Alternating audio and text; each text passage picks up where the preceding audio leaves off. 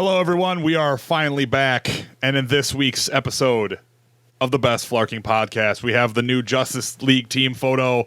We've got a Thor Ragnarok synopsis. Constantine is coming back. We're going to talk about the state of competitive Overwatch, whether or not Betty Ross is coming back for Infinity War, Cloak and Dagger, The Runaways, Backstroke of the West, Ben Reilly returning, Pornhub rankings for Overwatch characters, the hackability of the mini NES, and James Gunn wanting to direct another Marvel title. This is episode 41. It's 1/9/2017. It's the Best Flarking Podcast. Let's hit the music. And then there came a day like many others. The Best Flarking Podcast. Your nerd's eye view of TV, film, comics, and video games. With you as always, your mother flarking hosts, Dunners and Reeg. Fellas, show them who they're flarking with. Hello, good people of the multiverse. We're back. The hiatus is over. And we know that you missed us. And we missed you guys.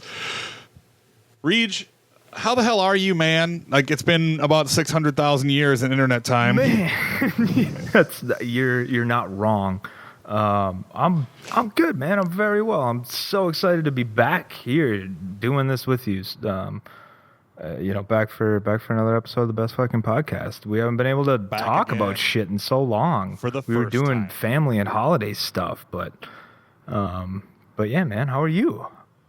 Oh man, I'm always good. I'm always taking care of business.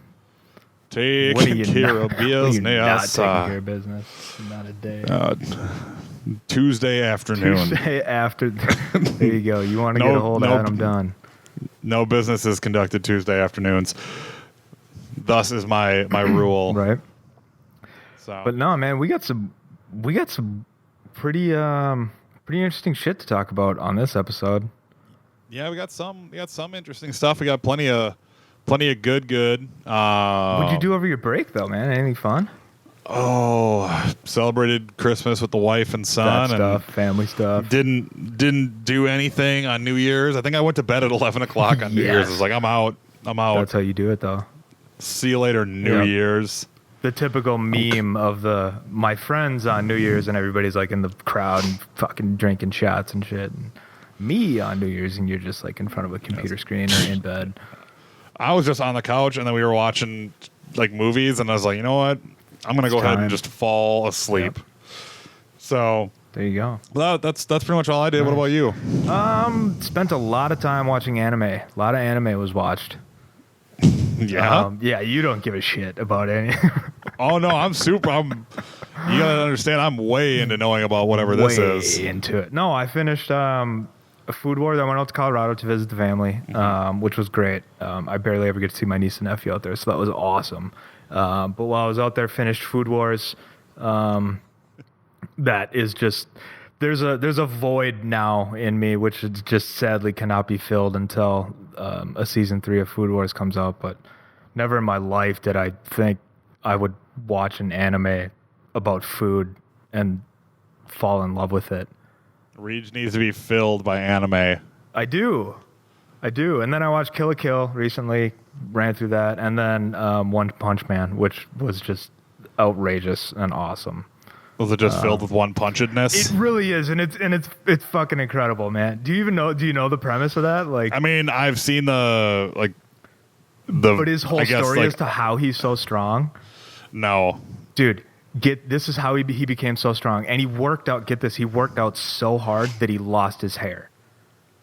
100 push-ups, 100 sit-ups, 100 squats, and run 10 kilometers every day. I hate the whole premise of this thing. I hate it. It's fucking brilliant. I love it. I just love it.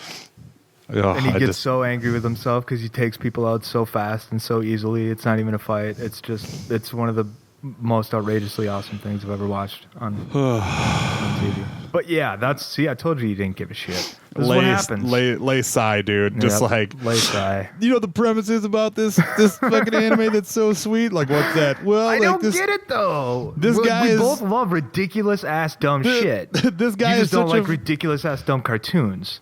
This guy is such a fucking dope dental hygienist that like he's flossing everyone's teeth so hard that they fucking like their heads explode, man. Fuck it. I would watch that. I know you would. And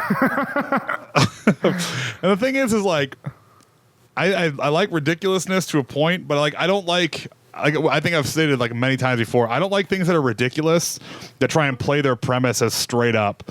And it's just like, and One Punch Man sounds very much so like so many other animes where it's like, yeah, man, he's so fucking strong because he does a very basic workout every day. It very much makes fun of every anime you ever have known. I feel like anime has to make fun of itself now because it's gotten beyond like it's gotten to such a fucking third ring of fucking hell where it's just like, yeah, these chicks try and crush each other's heads with their tits. That's what they do now. Yeah, dude, Kaijo. It's like that's a whole show. That's a whole series. A whole show. Yeah, like it's a whole thing. I watched like 2 episodes and I was like, yeah, I can't do this. And they're just like, yeah, and their panties are like fucking infested by spirit demons. Like this is see, this is why I hate. This is why I hate this shit. That was way too weird. Like I couldn't do it. I tried, man. I tried. Like, and the funny thing is like when I hear about animes from friends who love them, they're like, yeah, man, it's great because it like pokes fun at all the dumbness that is anime. It's like, why is it that every single good one is the one that shits all over the fact that anime sucks? Like, why are all the good? It's just like, is it the same way that like College Humor like a couple months ago put up a thing about pro wrestling where like 2 guys are talking about pro wrestling and one of them is like, God, it's so fucking fake, and he's like, yeah, man, it's way harder to get over these days. And like one of them very clearly loves pro wrestling and one of them very clearly hates pro wrestling, and they're both talking about the things that make wrestling kind of shitty. And then in the end he's like, wait a minute, do you actually like pro wrestling? Fuck yeah, I like pro wrestling. That's why I hate it. It's just like, it makes me feel that same way about like anime, where it's like I think people love it because they hate the premises of everything so much that when a show comes along, you could be right. You could be right. I don't know. Everybody watches for their own reasons. Who knows? Yeah. Who even could ever know anything about anything ever in the history of anything? We know some things about, but I don't know anything about anything anymore. Yeah, all right. Just checking out. Item 1 of the day, the Justice League put out a fucking super sweet photo of the team standing next to each other. It's just like the team Sans Superman. Sansa Superman? Yeah, Sansa Man. What if Sansa was Superman? Oh shit. Like that would be the biggest twist on all of the Justice League stuff. Knew what the fuck he was doing, he would write that in. That's Mara slamming my door behind me. Ooh. Interrupting the podcast. It's okay. Getting it done. That's what happens when you're just doing it on the fly, you know? Exactly. So let's go ahead and dive right into this thing. Yeah, man. This thing is atrocious in my not so humble opinion. What do you think is the worst part of this? The worst part? What do you think is the worst part, but also the best part? The worst part, but also the best part, has to be what I think an IO9 commenter dubbed as a Bayformer in Cyborg's crotch. The Transformer crotch. Yeah. I mean, he kind of looks like a Transformer and like a bunch of low poly shapes. Yeah. Which is great. Yeah, Megadong right there. Yeah. Megadong with the eyes, the glowing eyes. Yep. Like, you'll never unsee it now, and it sucks. His penis is searching for the Allspark. It's so bad. Then you got Night Owl hanging over there with flip-up shades. I mean, like, the night, like, like, it looks like Batman wearing glasses, but when you look at it, you can't see Batman's eyes, and all you can see are the lenses. It looks like Night Owl with a really long face. Yep. It's like the longest face ever. Then it looks like Gal Gadot's stunt double as Wonder Woman. It does look like your stunt double. I meant to point that out and just neglected because I was too busy making fun of everything else in that photo. Gal Gadot's stunt double's in there.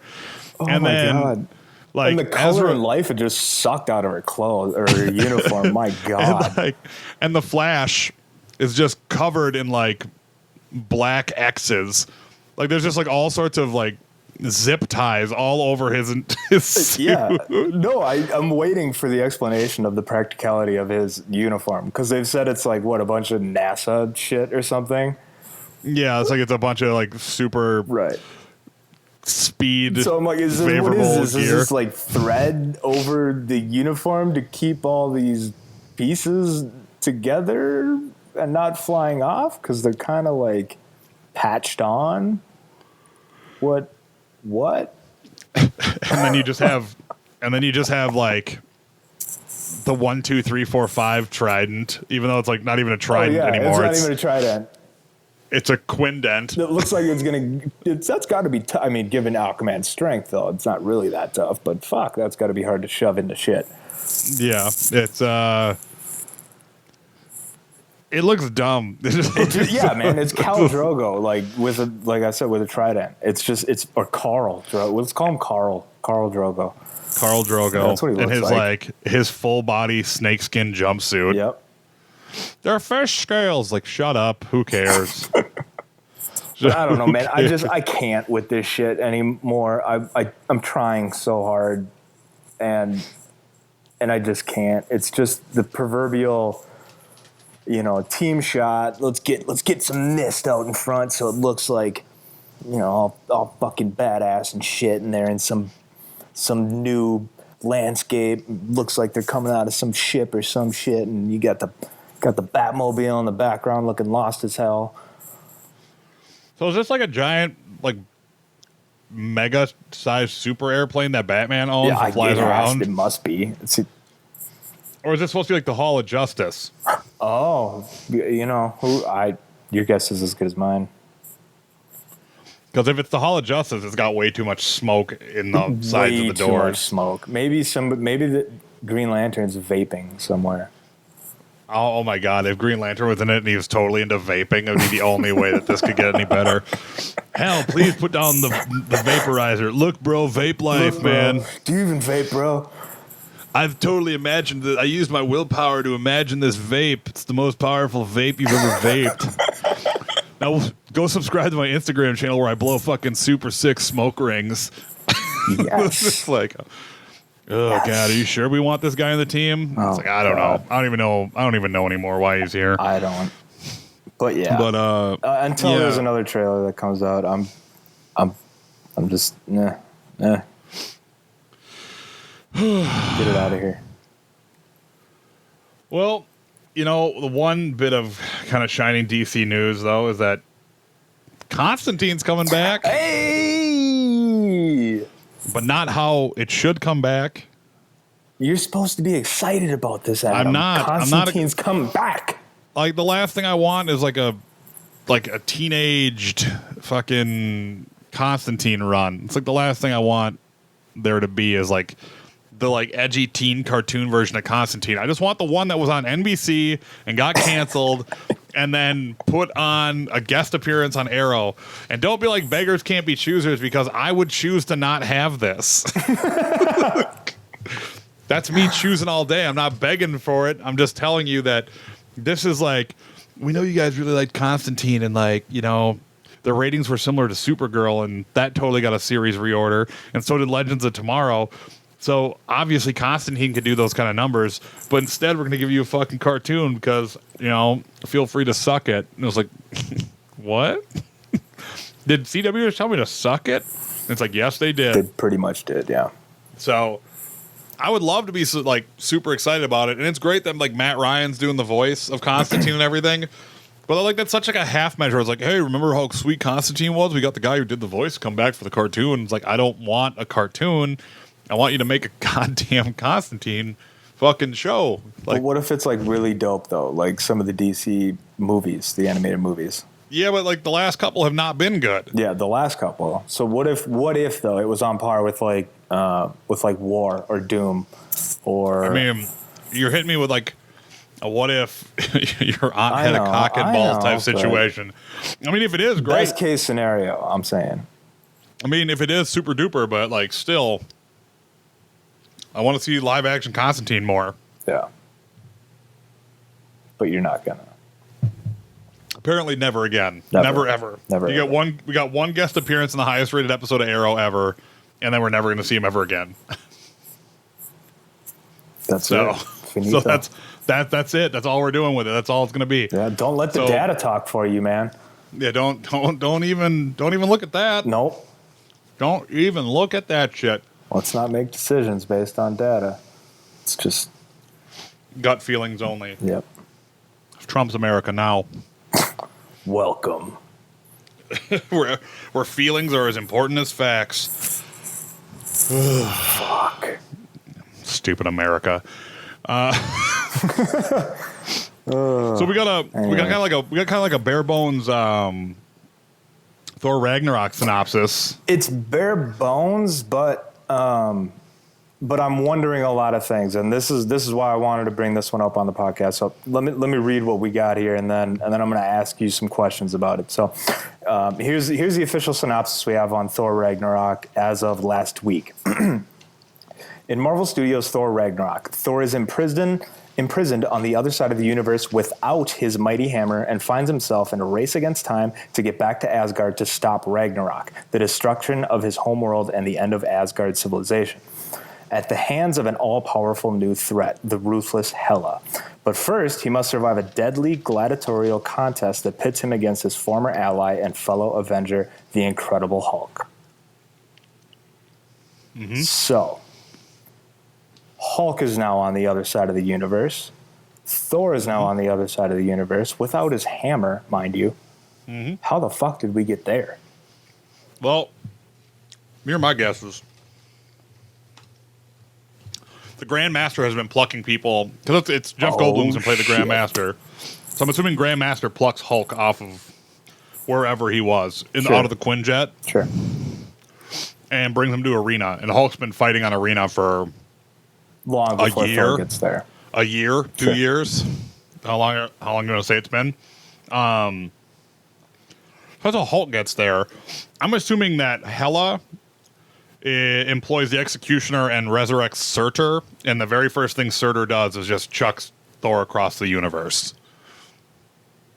That's just my thoughts. Or Hela beats the shit out of Thor and sells him to the Grandmaster.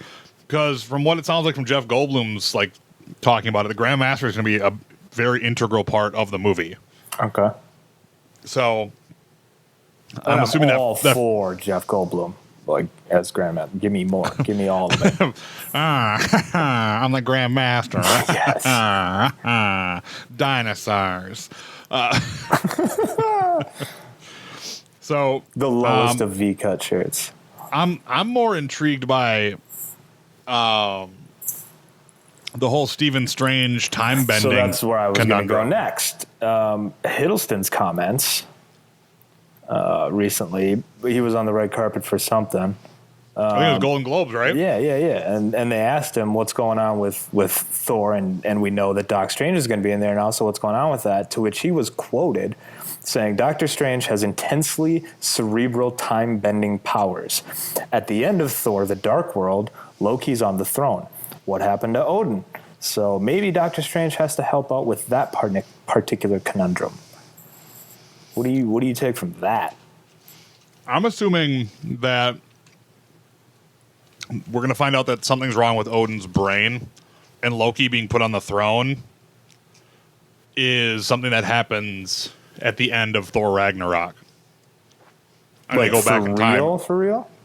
I kind of think we're going to do a little time traveling, a little bending it for the sake of the good of the universe.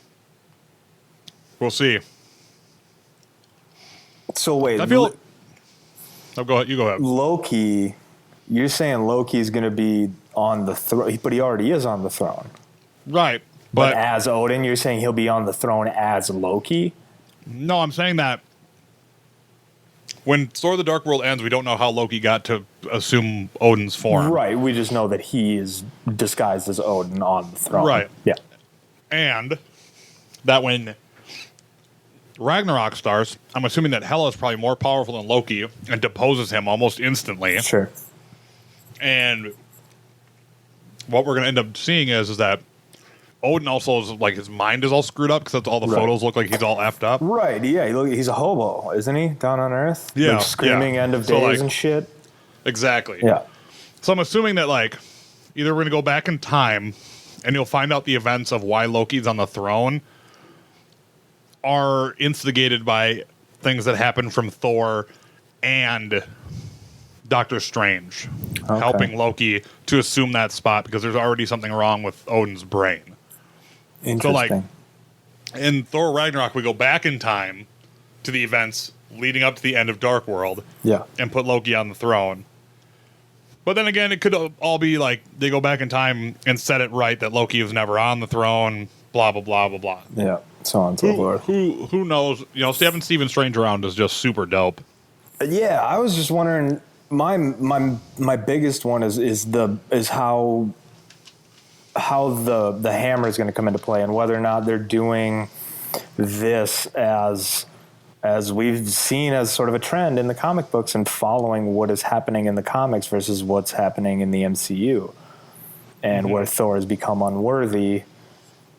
You know, the same way that they're not making Fantastic Four books or X-Men books anymore because they don't have the fucking rights to their movies. Let's walk that back, though. We got 2 new X-Men books coming. Well, yeah.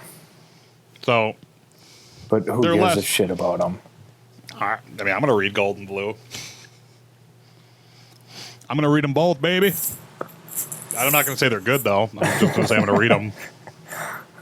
But you get what I'm saying. Like, you know, are they trying to match, you know, canon to the comic books and what's going on? And, well, then that's intriguing because the whole thing with Natalie Portman that happened, like, last week. Yep. Her saying she'd love to come back. Yeah, where she said she'd love to come back and that, you know, she doesn't feel that she's nailed the superhero genre yet and feels like she could do better. I was like, that's really weird considering, like, 3 years ago, you're like, I want out of this so bad. Right. And quite timely now that Thor's about to be unworthy. Exactly. I was like, Lady Thor, if they do it, like, if they were to do it, because that's my favorite book right now in Marvel's run. Like, tears. That book hits so close to home for me. Obviously, mom, cancer thing. Like, that book is fucking amazing. With good. What they're doing with that character. If they do that on screen, I might burst into just my entire being might just burst into stardust and just I can't exist on this plane anymore. I feel like they would probably skip the cancer angle just so they can keep the stories going. That would really suck. Keep them lighter. They better not do a Jane Foster not do the cancer thing. I mean, just look at how for the most part the stories can have serious moments, but they're usually filled with lighter moments, and someone struggling with the whole cancer thing is going to be a little bit further out of the MCU's bounds than normal. I'm not saying they wouldn't do it. I'm not saying they wouldn't do it. I'm just saying that it's... Yeah. That's all speculation. I'm dreaming. Yeah. I'm dreaming. Yeah. But... You know, to talk more about the Hulk, they're speculating that... Well, I mean, I shouldn't say they. Like, random internet sites are speculating that Liv Tyler is going to be back for Infinity War as their starting principal photography on Infinity War. And she's been spotted on set, apparently. So the rumors are that Betty Ross Betty Ross is going to get her closure and that they're going to finish out that Hulk storyline because, you know, I got to tell you, like, I'm one of the few people, but I just really dislike the, like, Black Widow Hulk love story. I don't care for it. It just seems super forced and unnecessary. I'm indifferent. I don't mind it. I'm not like, yeah, hook up or anything, but it didn't seem forced to me. But I don't know. Maybe just, I don't know. It just didn't feel like. I really loved the interactions with her and Hulk and how that led to more with Bruce. Sure. It's like, I don't know. I just don't buy, like, the amount of time that has gone by. I don't personally buy it. That's all. Sure. And like most of it being like, I calm him down from being the Hulk. And it's like, we should totally be together. Hey man, when you're the Hulk, you might take that a little more. You want to stop taking things for granted. You want her around. But he's not the one who's trying to initiate the whole thing. It's her who's trying to get down. I know. I'm just. Either way, Just saying, when you look at it, it's like, yo, I'm just should saying. probably keep somebody around who can get me out of Hulk saying. Oh, jeez. Over on ABC Freeform, which used to be ABC Family, a.k.a. Who Cares? Who gives a shit about what the network is called? Nobody. Cloak and Dagger and the Runaways are going to start shooting in February, meaning they have cast the whole thing, but they have not put out a call sheet for any of it. Shit. So that's kind of intriguing, because that's usually not how it's done. Nope. We usually get synopsis, cast. Yeah, it's super duper goofy. Yeah. Like I don't get it. But It'll be interesting to see what, like you were saying, what Dagger's outfit's gonna look like. Yeah, I want to see what if the booby window thing is going to happen, because I don't think it will. No, I think there's no way. I think she's probably going to have something more akin to like the Shield uniforms, but white. Yeah. So we'll see how that plays out. That's gonna get awfully dirty. Yeah. Well, I mean, she's going to travel through dimensions inside of like Cloak's cloak. So we we'll don't see. know what goes on in those dimensions, man. Nobody does. Not even Cloak. And he lives in it. Like his body is made up of that dimension. Poor guy. Go anywhere. Travel through my chest. I don't trust We need to Cloak. get to the Pentagon. Quick, jump into my chest. Are you sure? I'm not jumping into anybody's chest. Just get in here. This seems odd. Can you phrase it a little more lightly? Come give me a hug. I can't change it. You have to. I'll say jump into my chest, and you'll jump into my goddamn chest, and I'll transport you across the world. Fuck. The end. Now get in here. Get in here. Oh, cloak you up. I'm gonna cloak you so hard. Oh, I don't even know what I'm doing.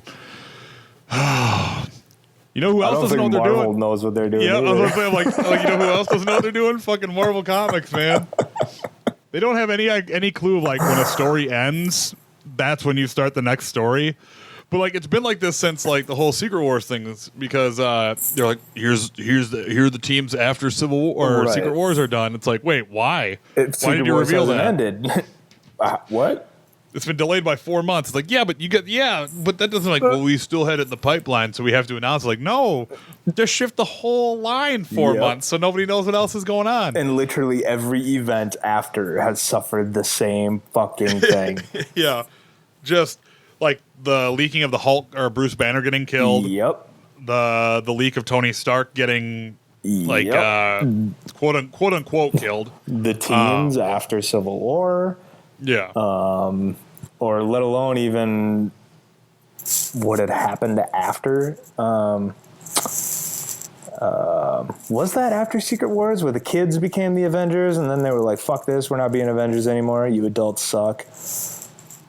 I can't remember. Yeah, one of their whacked out events. If it wasn't sent in some kind of spoiler, then I don't know. You know, yeah, right. And how much of this is just a complete 180 from where we started this podcast? Yeah, it's they are just fucking up big time as far as their comics go. Right. Good thing their movies are just killing it. Right. Well, we continually talk about it. Like, come on, guys. Marvel, DC, get together. Take notes. DC, you're crushing comics right now. Marvel, you're crushing movies. Talk to each other. Fuck. Let's all win. Let's all tell good stories. No. Right. We want the pittance that is comic book money. And they're like, well, we're cool just making tons of movie money. We're super cool with it. But which I'm sure they are. That being said, yeah, the latest spoiler is that after the clone conspiracy or whatever it's called, since Spider-Man is just so obsessed with returning to this goddamn early 90s fucking clone saga story. His entire history over and over and over and over. Fuck, how many times has Gwen died? Or Mary Jane? Or I mean, I know Gwen has died a bunch. I don't know how many. I don't know. I mean, Mary Jane's gone missing a couple of times, Peter, but I've never son seen of a her. bitch. I've never seen her get killed. Yeah, that's true. Yeah. But like, they did do that whole The renewing your vows, vows, and then the like one day God. or whatever thing where they just like kind of I'm sorry, Peter. Damn. Spider-Man's better single. You can't tell good Spider-Man stories when he's married. Oh, he's What was all that wiped up. Was that Joe Quesada who said that? I don't know. And that was like his whole thing. He's like, I don't like Spider-Man being married, so he had this whole arc where he had like Mephisto like annul his existence during that time. Oh wow. That's pretty fucked up. But anyways, Yeah. spoiler alert, Ben Reilly's back as the Scarlet Spider, even though they just showed him as the Jackal this month in comics. So clearly he survives this whole thing and finds his conscience again and becomes the Scarlet Spider, which then leaves Kane Parker in an odd spot because he's currently the Scarlet fucking Spider. And I don't know what that's supposed to do. Like, I find it weird when like a title is like, oh yeah, this guy's this character now. Well, really, what happened to the guy who's currently him? I don't know. He's just not him. Do you hear that? That's just my head shaking. He's just not him now. Just back and forth. I just But can't. why is he? But why is he not him? Because he's like. Because this him. other guy's him. Because this other guy is like him now. So deal with it. And then the shades come down over his eyes. And then we get Ben Reilly with a mouth thing on his Spidey suit. And a Spider-Gwen hood for no reason. It's so tacky. You know what? I guess like if you want to make the argument that sure Ben Reilly rocked the hood before Spider-Gwen did, but that was in like a really shitty cut up blue hoodie. It wasn't part of the like one outfit. Right. And I'll tell you, if you're gonna have the Ben Reilly Scarlet Spider come back, bring him back full tilt the way he was in the 90s. Big fucking giant wrist shooters. Yep. The shitty fucking blue tank top with the spray painted spider on it. And then just like the red unitard and full red helmet or red hood. Wasn't it a cutoff denim? Or am I thinking of? It's like it. I thought it was sweatpants material. I thought it was like just. I could be thinking of punk rock Spider-Man from the Spider-Verse. So that's what I thought. But like bring him if you want to go Ben Reilly Spider-Man, just bring him back as fucking Ben Reilly Spider-Man. Dude. I'm with you 100%. And their other event you saw, I'm sure, teased Secret Empire. Right, with Captain America. Cap, full on fucking villain now. Yep. Whatever. Yeah. It's all like with the comic stuff now, even and this is not just a Marvel thing, but I'm going to go ahead and just stop giving a shit about the storylines as like their implications. Sure. Because every year they just restart everything and like the Marvel universe, the DC universe will never be the same again. It's like, yes, it will. To happen. Yes, it will. It's going to totally be the same in 6 months. And then you guys will fuck it up again and then unfuck it up. Like I would love to start seeing like lasting things happen, but like there are no awesome new heroes on either side of the fence. No, I know, which is unfortunate because I feel like I got back into comic books like right when the good shit was ending, or like right when they knew what the fuck they were doing was coming to winding down. Well, I think the thing is just like they're just trying to make as much money as possible out of it, and I get the whole big events thing, but like it'd be great to have like a good 2 years of just small, self-contained stories with neat little runs, and that would be tight. It would also be cool if people weren't getting fired off of a book after 7 issues, as is super common now. Agreed. Where it's like you don't even need to tell your whole story; someone else is going to come finish it. Sure. It'd also be cool if Marvel didn't do what they did to retailers this week with the whole like buy digital, don't buy paperback. What? Yeah, like Marvel's pushing this whole like big advertisement in their books now. It's like digital over paper, have it forever. Like using like Marvel Unlimited and a bunch of other stuff. Like a bunch of comic book retailers are super pissed because Marvel like basically is just like comic book retailers are stupid idiots. Don't buy from them. Yo, that's not cool. Yeah, it's not tight. I'm not I'm not okay with that. That's not really the sickest play to run, but that got me feeling a little kind of way right now. That's how Marvel wants to do it now. Yeah, jeez, it's real out here. In bits of great internet news, Oh, so this my doesn't feel Lord. like a whole fucking podcast. Episode 41, Life's in the Shitter. Life fucking sucks. Thanks, Trump, the podcast.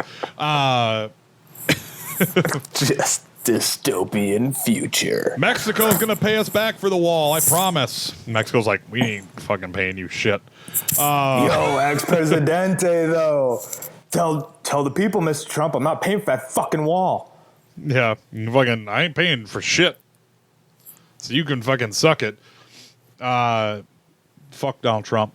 Fuck Donald Trump. But in the bit of good news, there is a dubbed version of episode 3 of Star Wars floating around the internet right now that is called Backstroke of the West. And it's called that because I don't know if you guys have ever seen a movie localized into another language from English or vice versa. But they usually don't translate very well.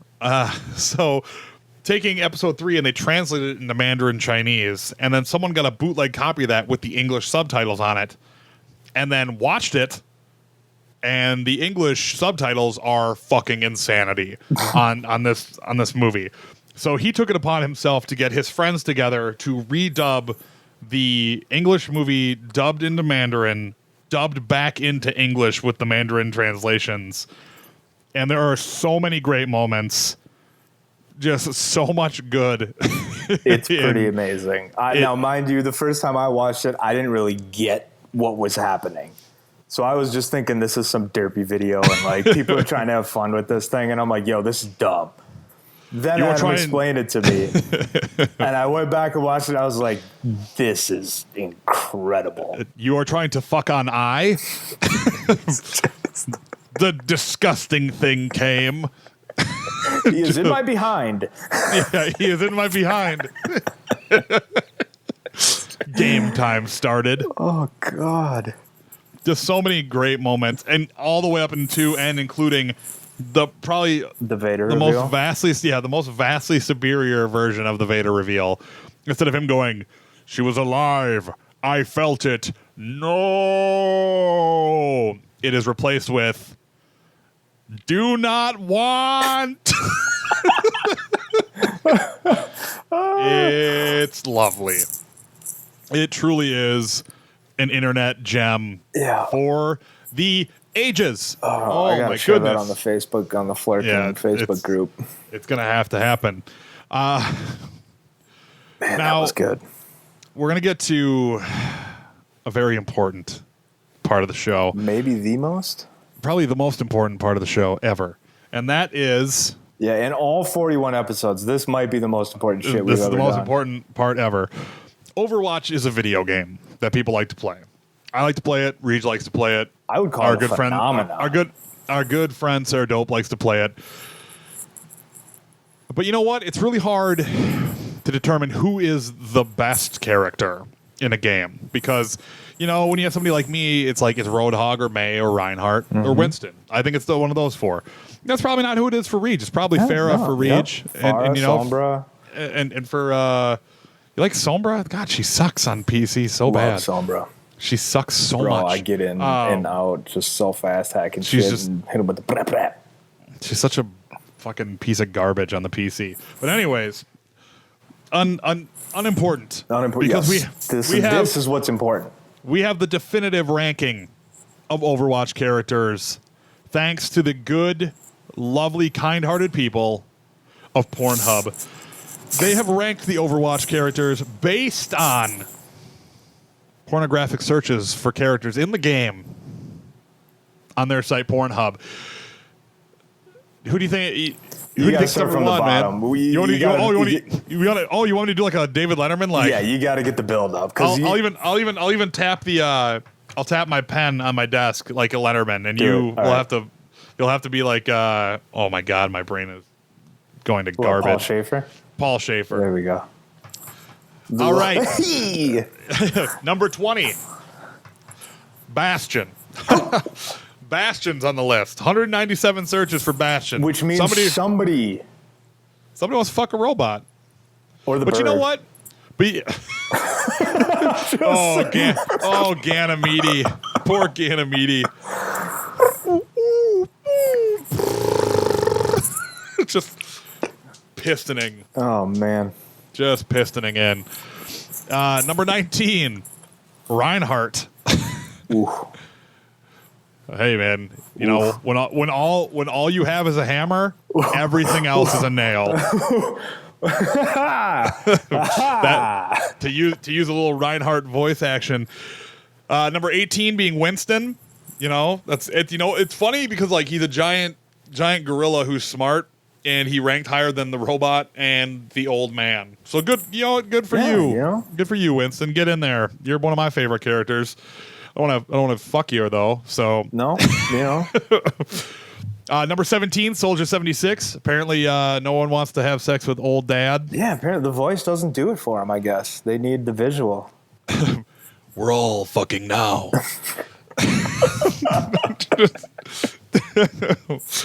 Number 16. This one's actually a little bit more surprising. It's Hanzo. Like nobody wants a piece of Hanzo.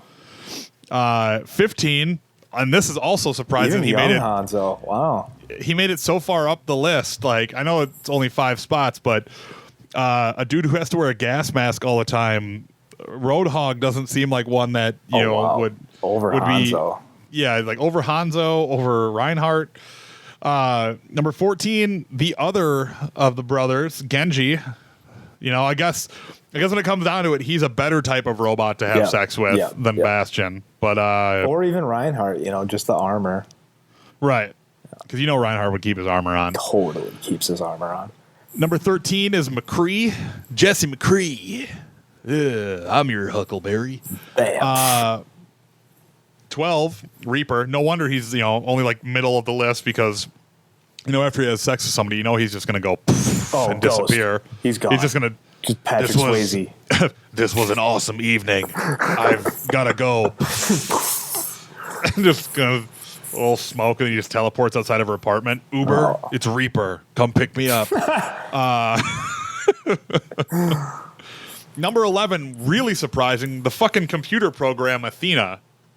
Like Winston's computer program. I'm going to leave that one alone. It's just so many people have saw her, and they're like, I want to have sex with a computer. Number this is 10, that Spike Jonze movie all over again. Yeah. Now we're getting into the top 10. Number 10, Lucio with 22,808 votes. Somebody wants to fucking. Somebody wants to turn up the beat and wants to fucking just break it down. Number 9, Symmetra, who's, you know, super hot. Number 8, Anna, which is crazy. But you know what? I'll tell you what. 8 and 7, I bet are a lot together. A one-eyed, older chick. I'm just assuming because there's a lot of like mom-daughter porn out there. And I'm assuming 7 and 8 have a lot of linking together because Anna and Farah are 7 and 8. There's at least some of those where it's just like, yeah, let's fucking get them both together. It'd be so dope. I don't know why that's like the porn place, but apparently it is. Oh, man. Number 6, one of my favorite characters, May. You know, she's awesome. So it's good. It's great that she made it into the top 10. You know, that's good. Number 5. According to Pornhub. Yeah. We said it's the definitive list. It is definitive, yeah. The definitive list. Let me calm down. There's let me get serious no arguing this. it. This is a serious conversation we need to have. Number 5, one of your favorites, Sombra, punk rock princess. Oh, yeah. Oh, yeah. Boop. I guarantee that if, you know, there's porn of Sombra out there. Oh, there's a boop. Her booping like a nipple or a clitoris is absolutely happening. Yeah. 100%. Oh, P.S. Don't play this section out loud at work or something. Yeah, don't. They should know that. Or you know anyways. Or do. You know, you work at a library, boom, throw it on the loudspeakers. Cock, balls, dick, tits, ass, jizz. Boom. Nailed it. Woo! Tourette syndrome. That's not me making fun of Tourette syndrome. That's me cheering Tourette syndrome. So don't be a. Don't. You know, I want to go ahead and say this because I'm getting after the keyboards. Don't do it. Don't. I've been attacked so hard by alt-writers lately because... You know what? I forgot to do it. When you did the intro to the show, I was going to say Mr. Derp himself. Yeah, I've been attacked by so many alt-writers because of my derp stuff that now I just want to be like, every time I get mad about anything, I just want to be like, oh, you fucking liberal snowflakes. Safe space. Because they all get so fucking riled, man. It's amazing. Probably some of them are listening because snowflakes, not like everybody. Everybody's a fucking snowflake. So if you want to alt-write out sometimes, because I get attacked a lot, and if some of you guys are listening to the podcast now because we've been advertising the podcast and the dirt videos, welcome to here. Welcome. Feel free to flame the shit out of me in the comments here too. And me, give me some too. Yeah, get Reeg, get him too. Oh fuck! Number 4 being Widowmaker, because obviously badass. Yeah, I'm surprised it's not higher. I'm surprised she's not number 2. I'm surprised as well. Actually, I'm not. I'm really not. Well, I guess so. Yeah, the top 3 makes sense. Number 3 being Mercy. That's a given. You knew she'd be top 3. Yeah. The one that I didn't think would be top 3 though is Diva. I didn't see Diva being at the number 2 spot. But then it's like, but then it's like esports gaming, like Korean chick. Yeah. That plays a lot to the neckbeardy crowd. Like, not shitting on you neckbeards. I know I like to make fun of you guys, but I still love you no matter what. And number 1, Tracer, obviously.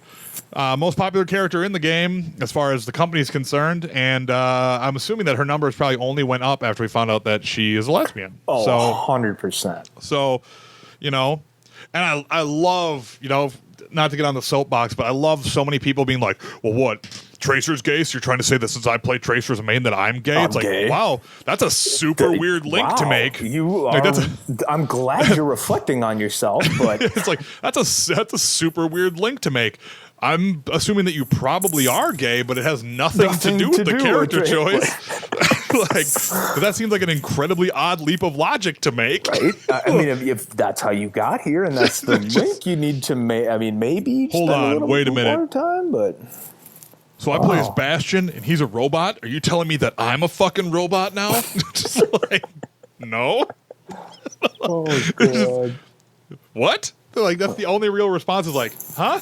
Right. The fuck are you talking about? It's amazing. So that's the list. If you have your own particular list of how you search for porn that you keep track for Overwatch of. Porn, yeah. For Overwatch only, not regular porn. I mean, you could send it to us. You can send us a bunch of butt art and zips too if you want. We'll get We'll get all Nier Automata on you and let you know that it's time for butt zips. Can episode 41 be called butt zips? We can call it butt zips. Good. That's important to me that we call it butt zips. So that's good. That's very, very, very good. Can you imagine if anybody else, I don't even know what this dude really, what his clout is like, but could you imagine if I just got on the internet and was like, yo, I'm gonna need you guys to send me a zip file of all the butts. Specifically stuff that shows that characters have buttholes. Yeah, I'm talking about a character. I'm being a little broad in mine, but so he's talking about this one character, but he wants a zip file, a literal zip file of all the butt shots of this character because he designed this character, and they're looking for this flaw or some shit. People are trying to say that she has butthole in the game. Yeah, people are so odd, man. It's just a very odd. It's a very odd world. More power to you, and you guys are. I don't know why. I want to shit on everyone because these are this is our base of fans. Yeah, what are you doing, man? The Android butthole searchers of the universe are our core audience. Yo. Band name. Android butthole searcher. Hey Cleveland, we're the Android butthole searchers. Good night. Fun on butthole surfers. Yeah, it would be good. I did see on Kotaku what I thought would be the best band name is because somebody went, people love Android Starfish, and I was like, Android Starfish is a great name for a band. Amazing. So it's like I'm kind of. I want to start a band just to use that. That's a good name. But let's that's keep like it a dope Overwatch. development company name too, though. Here at Android Starfish, we make the greatest butthole-based OS. Yes. Starfish, get it? Yeah, I get it. I get it. I got it. Well, But this episode got dirty. so we could like talk more about Overwatch in like a real sense. Yeah. You wanted to talk about this. I do. Because this weekend, let me get my silly hat off now.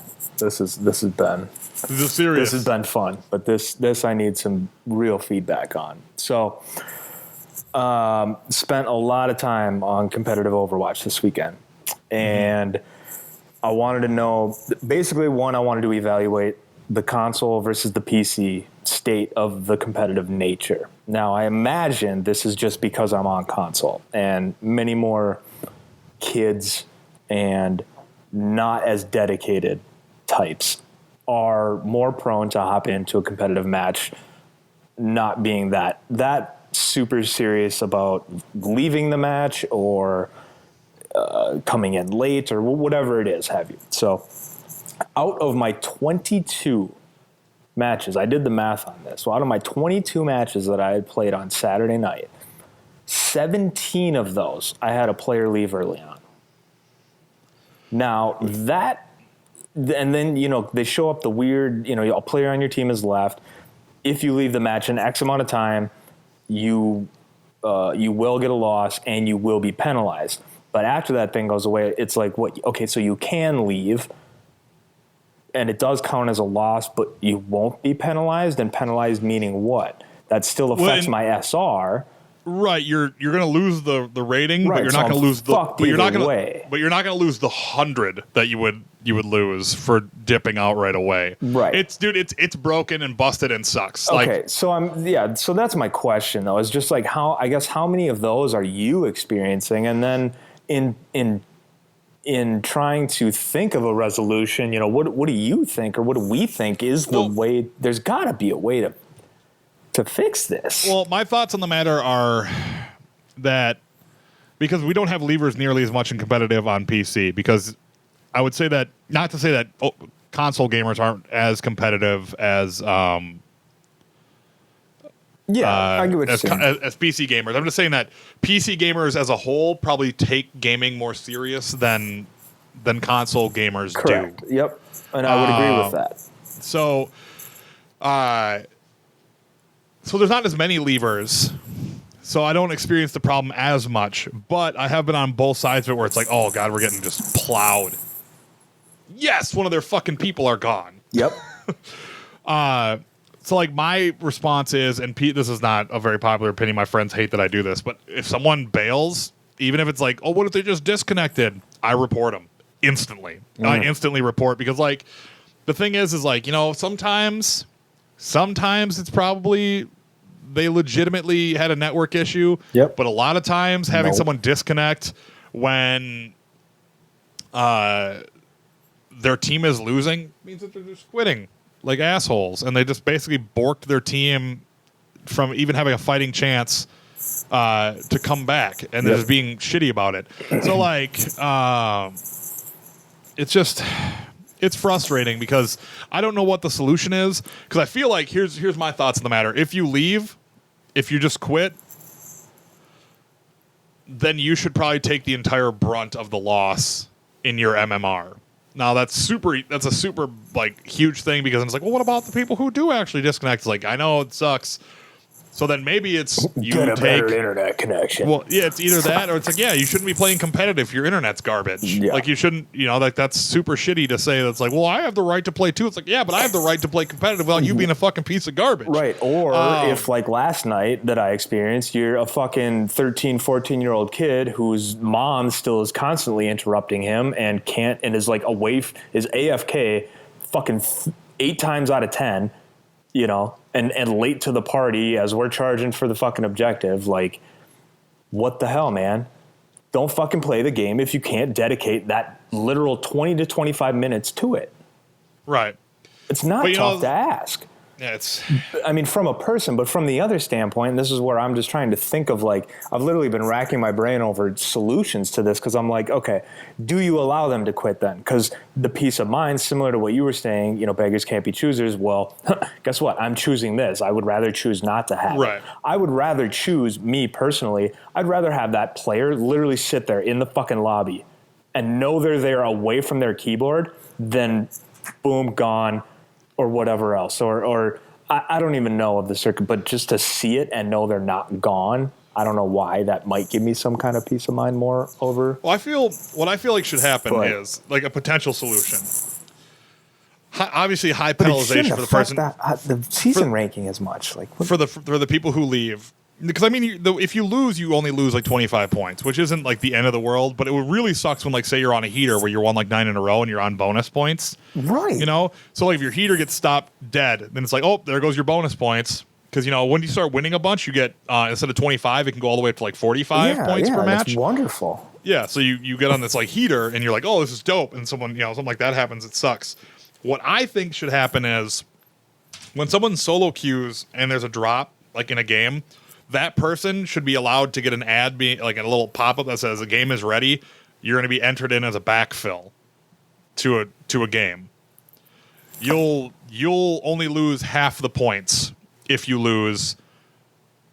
You're not going to know what team you're on. Oh, you know, so like give maybe you you're an jumping option to kind of hop into one. Like, so, hey, we found a game already in progress. You're gonna backfill. Yeah. So like if you win, you get full points, but if you lose, you only lose half the points. Fuck. But you can backfill. So with that. You can backfill a game and help a team out. Yep. And it's like, oh, that would be tight. That at least is better than nobody. Yeah. Or do what Paladins does. Paladins is a fantastic alternative to Overwatch. And everyone knows how much I fucking love Overwatch. I love playing Paladins. I fucking love it. I love everything about that game. It's super fun. I'll probably play a bunch of it tonight. Makoa forever. Makoa is my favorite character in the game, by the way. Well, I will talk more about that in a minute. But I feel like that's the thing that should happen. Or, like Paladins, allow the game to at least give you a bot. Something that's at least there. Yeah. You know? Now, some people are like, I don't want a bot because what if the bot just sucks and runs itself into danger? It's like, that's true. Than nothing. But having an extra target there to be like, oh, that's the bot, we'll let them queue in on them, and then we smoke them as they go after them. That's like what I'm saying, you know, man. like, so there's things that could be done, but it's like... Because somebody leaves, that not only affects the team outcome, team performance, but also your individual performance because you're one down. Right. Which also, as we know, your ranking is also based not only on team performance, but your individual performance. So you're fucked all around if somebody leaves. It drove me nuts this weekend, and it was... and it should, and it really should, because it sucks. Since we're just seriously discussing Overwatch, did you see? Because I mean, obviously, since you're a console guy, you don't get to use the PTR. Oh yeah. Roadhog's Hook 2.0 has gone onto the PTR, and how do you think that went over? Oh, it went over terribly. Yeah, it's funny because it went over really bad on both sides of the fence. Yeah. Roadhog players hate it because obviously now if you just hide behind an object, or if you see the hook coming and you get hooked and you're dashing when it's happening, you can hop behind a tree, and now like it doesn't pass through narrow corridors as well anymore. Which, sure, okay, I'm a Roadhog main for the most part. I'm fucking great with him, but I admit that the hook needed some rework. I hate the idea of like a super thin tree being able to stop someone from being hooked and being pulled around it, but sure, why not? The funny part is the other end of the argument of people being like, well, you know, it's great that his hook doesn't fucking really do anything anymore. But what really makes me upset is that when I do get hooked now, the hook pulls me directly into Roadhog no matter where he's facing, which has created a brand new market for Roadhog's abilities, which is really pissing people off. And I think it's really funny because you can't have it both ways. You can't be like, this shouldn't be like, you should totally nullify its usefulness. It should totally suck. You're talking about where they turn and drop them off over an edge, right? Yep. Where Roadhog is throwing people off the map now. And it's like, you know what? That should be a thing that happens. Also, people complaining that it's like, well, when he pulls you right in front of you, he just has to click and shoot you now. It's like, yeah. Yes, he does. And he's like, well, then I'll die. It's like, that's the whole thing now is if you're going to make the hook harder to land, if he hooks you and pulls you in, it's gotta be a one-shot. you should be fucking dead. Yep. That's just how it is. If you want to make it a truly a skill shot thing with the hook and make it really hard to land, if he snatches someone up, they deserve to die because you have every opportunity to break it by hiding. Agreed. So it's like, you absolutely need to die. So it's like, it's really, my brother is like, because me and my brother are both relatively high level Overwatch players, not like pro high, but like diamond ranked almost master. But then we go on losing streaks. And then like he's like, I don't really care because I'm maining Symmetra now, and now that Symmetra has the most awesome armor generator. Oh, my brother is phenomenal with Symmetra. He has like an 87% win rate. It's dumb. He loves Symmetra so much, and he's so very good with her. Yeah, her turrets. I love those. Are you watching those Jeff Kaplan videos that somebody chopped up? I have not, but they're wonderful. We run me, my brother, and our buddy Alex run a 3-man comp that we like to call the Beam Team. Ooh. And Beam Team consists of Symmetra, Mei, and Zarya, because all three of them have a continuous beam attack, and so we call it Beam Team. And people hate it. They hate it so much. It's excellent. But it's very lovely. So yeah, her turrets are basically turned into little McCrees. Yeah, according to Kaplan. Dude, her turrets are so sick. Oh, I know. Well, like the whole buff that they gave her with like the throwing the shield forward, dope. The lock-on beam having a longer reach. Oh yeah, is infuriating. It is. As Sombra, I've gotten smoked by that thing a few times. She smokes anyone. Like she can lock onto Roadhog and just suck them down. Yep. Zip, gone. It's a great weapon. And my God, the shield generator, dude, she's viable all game. So like, hats off to Blizzard for reworking that and making it happen. Like Blizzard as a company is, say what you will about them, that they've lost their touch or whatever over the years, but they really have they're very community minded. They're like, yeah, we'll try and fix it. We'll try and make something better. And to your point of what you're talking about here, they released another patch today to the PTR to fix that instance with Roadhog. Yep, they look at the numbers, they do all of that stuff, and they're constantly all over it. So like, hats off to them.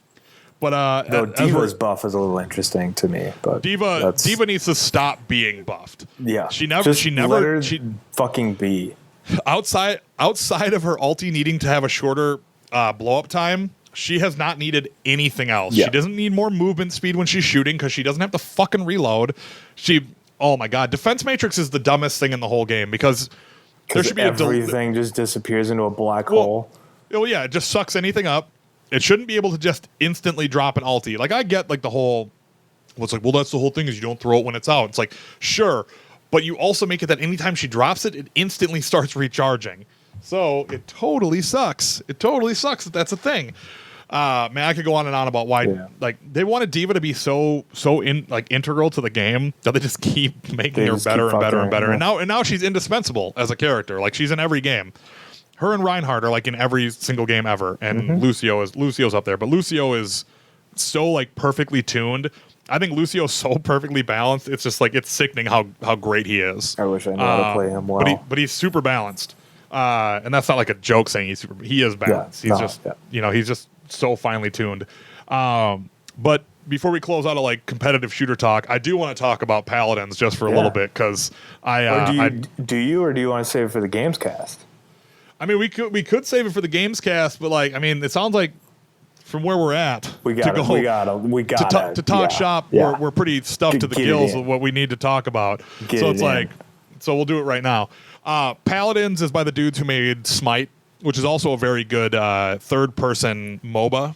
If you like the Dotas and the Heroes of the New Earth and the League of Legends of the world, or if you're a big fan of Battlerite, which if you are, please comment in the comments about Battlerite because I've been on like wavering on the fence about buying it for the longest time, and I want some. Isn't it free to play now? I thought. No, that's Battleborn. Oh yeah, and Battleborn's another competitive team-based shooter, but Battlerite is like Dota or League of Legends or Han.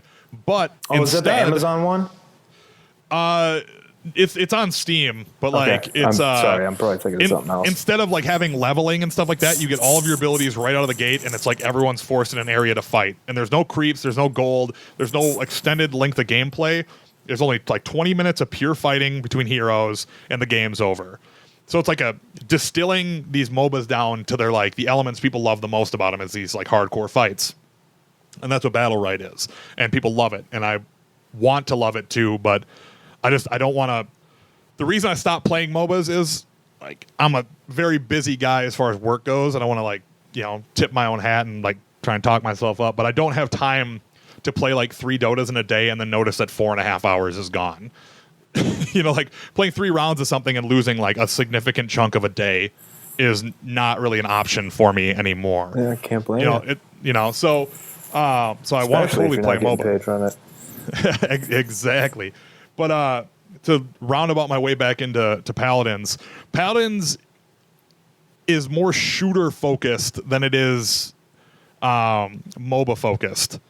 Because like this whole thing about these team-based shooters now is they're like MOBAs, but they're also shooters. They're Team Fortress, but they're also Dota. But with Paladins, the aiming is more crisp. The hitboxes are smaller, so like your shots really matter. So like a lot of it feels really good when you fire, and like the ability trees are really cool. You get all of your abilities and your ulti charges, much like how Overwatch works. But your abilities, there's a multitude of them. Like take for example, there's a character that I play in the game called Makoa, who's a giant tortoise, who is the Roadhog character of the game. He has a hook, throws an anchor, yanks people back. And he has like little he has a ship's cannon. Basically, he fires a cannon at people, and when he hooks people, brings them in, can shoot them. He gets like additional damage. But then he also has a shield. He projects like a big bubble shield, and then he also can spin forward in his shell in battle. Really cool set of abilities. So he can like close distance, bring people to him. Kind of a disruptor. But the neat thing about it is that whenever you play in the game, you get dropped in, and you also get credits when you do objectives. So going to the point and following the payload nets you money to buy skills that upgrade. So like you can buy a thing called Chronos, which lowers your cooldowns by 10%. And then you can buy Chronos level 2 and level 3. Or you can buy Kills Heal or buy Ruthless Aggression, which makes your attacks stronger.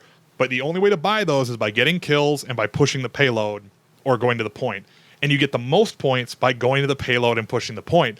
So as a game, you're already benefiting heavily from playing the objectives, which is one of the biggest complaints about Overwatch is that people want to kill, and not storm objectives as a team. Right. So this game has no voice chat in it right now, and I've had some of the best team dynamics I've had with people I've never talked to. That's tight. So like there's really neat things about it, and like the ability to like scale your trees, because there's a character like Reinhardt who has like tons of shields, and there's like lots of people who have shields. But one of the traits you can buy is called like battering ram, and you do 75% more damage to shields. So like you can change it on the fly of what skills you want to buy. So if you buy battering ram and you're really good against shields, you're not as great against like ranged attackers. So you're a really good frontliner, but you need your guys in the back line. Just a really neat thing. And for like the next day, it's $10 on Steam. So it's super worth it. It costs 1/6 of what Overwatch costs, and it's in beta still. Which means it's it's really fine tuned for a beta, but that's end of that about Paladins. I like it a lot, so you should totally play it. I'm gonna have to try it. So if the Mac will run it, I'll bet it will. If not, get that GeForce Now thing. GeForce Now. Oh, there's a thing you can pay $50. Yeah, you can pay Dude, did you see the video from the guy in Kotaku? I didn't. Doing it? No. He's playing Witcher 3 on Ultra on all settings. Fuck on me, his are you serious? on his MacBook Air. It's like $50 a month, and you basically get rented a rig, and it streams into your computer.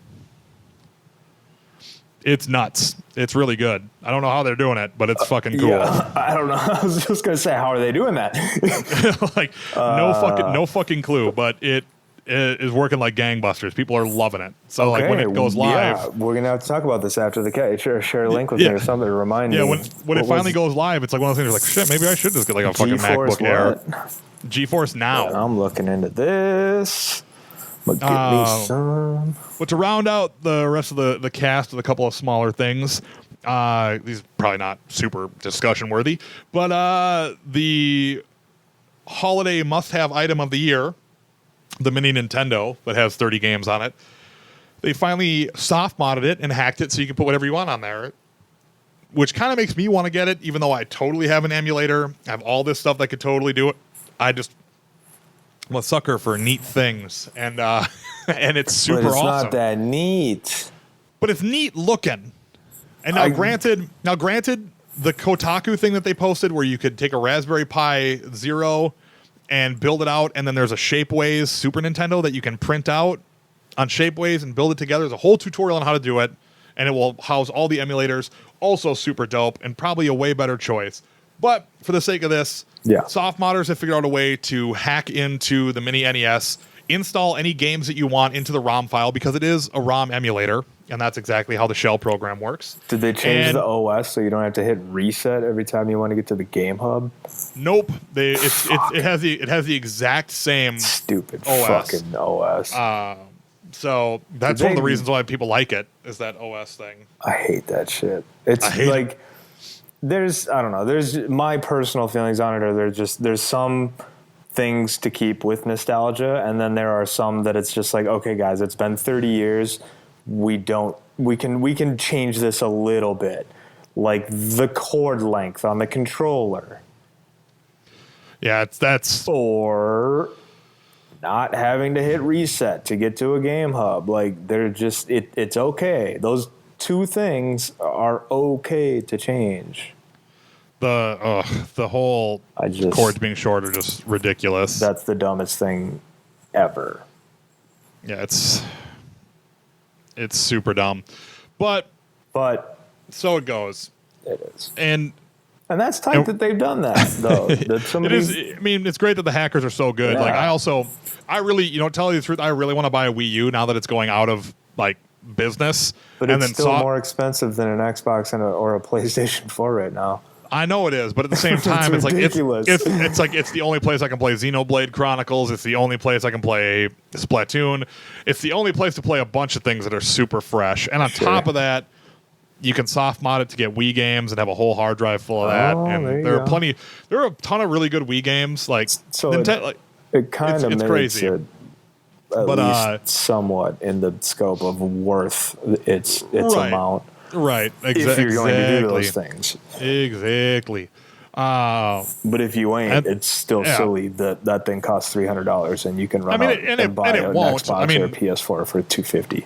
Once the Wii U is dead and we're waiting on the Switch, which apparently is going to cost less than $250 right out of the gate, which basically makes it. No, there's no way. Wait, did you read something new? They've already said, like, there's already an article that came out that said the retail magazines in Japan are starting to say that it's going to come in less than $250 American. I don't like that at all. That doesn't speak well for that hardware. Well, no, it speaks really well for it because Tegra is a very cheap technology that's super powerful. It speaks super smart for it because Nintendo is making a portable and a home console, and they can't really get away with something that's going to have better graphics than the 360, but probably not as good a graphics as the PS4 or Xbox One, and expect you to pay more for it. No, because of portability. In my personal opinion, 300's right where that thing should be. I mean, when it launches and it's Zelda Breath of the Wild, and they're like $250 plus $60 for a game, $310 you get Breath of the Wild in the Switch. That's going to be a big deal for Nintendo. So. You know me. I'm all on board with this whole Switch thing. Oh, yeah. I'm super excited about the trademarks being filed for GameCube games because there's so many good GameCube games. That's the biggest travesty of gaming is that generation where like what was better, Xbox or PS2. It's like it's neither of them. It's the motherfucking GameCube is better than both of them. It just is. It's a fact. Mario Sunshine, baby. Mario Kart Double Dash. I think it's Colin Moriarty from Kind of Funny claims that is the best video game controller in the history of video games. The GameCube controller is awesome. That is a great controller. My personal choice for the greatest controller of all time is the Wavebird for the GameCube. The Wavebird for the GameCube is perfect for big hands. it was RF signal before they had Bluetooth controllers. Remember, like, originally wireless controllers were IR, and then so you had to line of sight, which meant they sucked. Yep. Like, Nintendo came out with an RF, like a radio frequency controller, and that thing you could be all the way in, like, your Nintendo could be up in your attic, and you could be in your basement, and you could still be controlling it because radio frequency travels better. Brilliant. It was just way better. Like, it was in a time when it was like, wireless controllers suck balls for cash. Guess what? Here's one that's fucking turbo sweet. Like, God, it is turbo sweet. I gotta get one. Like, that would have been how I would have modeled it as my advertisement. Totally. But anyways, GameCube coming to the Switch. I'm super on board, and I just hoping that, like, this is the time where we bridge the gap between, God, these mobile games are so sick. These DS games are so tight. We gotta get some of these in, like, a console kind of way, and we're gonna get that. So I'm excited about it. Well, you know what though? We'll find out this Friday. Yeah, we most certainly will. We will find out for sure. I'm willing to bet we'll find. We don't know what we're gonna find out on Friday. Oh, but we're gonna find it all. We're gonna find it all out. Everything. All the ever. knowledge of the Switch will be ours for all to know and to love. And I'm sending nothing but hate to James Gunn right now. Back up off of the thing, man. No, you got all of you. Let me get this out the way right now, okay? Twitter, everybody, you leave poor James Gunn alone. The man, a fucking character name comes out of his mouth and it gets spun into the most absurd shit ever. I'm sick of it. You people, you leave poor James Gunn alone. You let him make his awesome movies. Leaving him alone. I'm not leaving him alone because Moon Knight's mine. I'm going to direct the Moon Knight movie when they finally get around to it. That's going to be me. And I don't want James Gunn being like, hey, what I'd like to fucking do if I was doing Guardians? I'd like to do Moon Knight. Back up, James. You've already got a fucking super sweet Marvel franchise. Just fuck off for 2 seconds. Don't just take all the cool. Don't be the kid who takes all the cool shit, man. Like, I love you, but you're stealing the cool. You're just taking a whole bunch of cool for yourself and leaving none for the rest of us. And then you got fucking Vincent D'Onofrio being like, yeah, if you do Moon Knight, I want to be on it. Because that's a fucking great idea. That's a goddamn great idea. And that fucking sucks because that's an idea I would have. Like, you're killing me. You're killing me, James. You're killing me, Vincent. But he said he has no time to do this. Well, right. I mean, sure, he has no time right now. If he was to do something else, he would love to do a Moon Knight. How many times have we seen, though, where it's like, if I was going to do something, turn into Marvel developed New Mutant series based on Squirrel Girl. This whole thing turned into a Twitter moment, and I can't help but think of the last thing we talked about more than a few episodes ago. Something came out of his mouth again, and it just got taken into just hyperbole, just stupid shit. And everybody's leave him alone. Fuck. Just give him a second. God, let the man live. Oh man, hilarious. But yeah, so back the fuck up, James. That's my movie. It's my Netflix series, really, because that's what I'm doing. That's really, that honest to God, that's the only way you could really tell a Moon Knight story. If we want just to give a little treat to our listeners, if we want to talk about Marvel-based fan film stuff, I am in the process of finishing my script for my Gwenpool fan film finishing my script for my Taskmaster fan film, which I will have to somehow find a way to make enough money to make them both. But one is coming for sure in probably by winter of next year because we're probably going to shoot in the summer. So one of those two is getting made, and I'm pretty sure it's going to be Gwenpool. Pretty sure. That's me just toot my own horn. Tight. But yeah, so that's us. We're back. We are back, baby, and we don't have a definitive date on the books for the other podcast, but it's coming soon. It's coming. It's going to be coming soon. It's not coming soon because they're already here, and I've been wearing them this whole time. My fucking turbo sweet Snapchat spectacles, baby. Your spectacles that got labeled as Stunna Shades on Twitter. Is that who called them stunner shades? Somebody who took a photograph of Sims in them and then said, Sims brought back stunner shades for the night, and it took every fiber of my being to not hilarious. Go into this. Dude, because I refrained so hard. That night at the Sim show, I was wearing them and I was doing snaps and having a good time, and every time I pulled them out, they're like, snap glasses, let me get in on this, and everyone wants to like see them. Like, I want to complain about how bad of a marketing maneuver it is to have them only in a vending machine that very few people can get to unless you live in New York. I want to be upset about it. I really do. But you can't be. After watching every like rapper in Minneapolis who was at the show be like, these are fucking tight, man. And then people being like, can I see them? I have like 50 snaps on my phone of random people who are backstage just being like, in front of a mirror being like, look at me. I'm in snap specs. Boom, look at how cool this is. And then I come over and show them my phone. I have tons of that. Tons of random snaps. But like, straight up, that's super cool. My favorite thing about my snap specs is that I can snap videos of me and Flynn playing, like when I'm throwing them around or having fun and like flying them around our house. And I don't Which gotta worry I've about, loved, by the way. Keep doing the snap stories. Yeah, so like we're flying around and we're having fun. Like he's doing like being right there with you grocery shopping. Yeah, dude. When Pizza he's doing dance? the Come when on. he's doing the pizza dance. Come on, man. Dude, Love it. he loves doing the pizza dance. Like today he was like, I want pizza for lunch. And I was like, you know what, if you want pizza for lunch, you know what you gotta do, and he starts doing the pizza dance, and I was like, that's right. Dance for your pizza, boy. Dance. Oh, that's what being a parent is. Everyone who doesn't have kids, it's making them dance for pizza. They say it's a lot of work, but really it's just making them dance for pizza. That's just how it is. Yeah. That's just life. So yeah, that's the show for today. Thank you guys so much. We are back from hiatus. We will see you guys next week. This week got a little jumbled because normally we're Mondays and Tuesdays. Today we're going to be Tuesday and Wednesday, but that's because I totally fucking fell asleep yesterday when cleaning the house. We'll be Tuesday. Tuesday. Yeah. We're just going Tuesday for this week, and then we're gonna be back to normal next week. But sometimes you got to clean the house when you're and when I say clean the house, I mean like pour boiling water all over everything, because the nesting instinct when you're like super close to having another kid is super real. So it's like I got to get rid of all of this shit that I don't need. So I was cleaning super in depth, and I just passed the fuck out.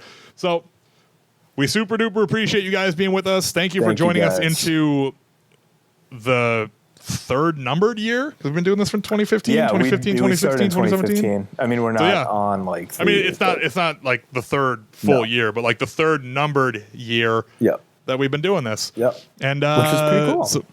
So thank you guys so much for listening to this. And I think next week, Character of the Week starts back up with episode 1 being Spider-Gwen. Oh, snap. Yeah. So we're going to be able to get you guys some more pertinent information. And these are going to be a lot longer than before. The original Character of the Weeks are only like 1.5 to 2 minutes, where I try and like in one breath tell you everything about a character.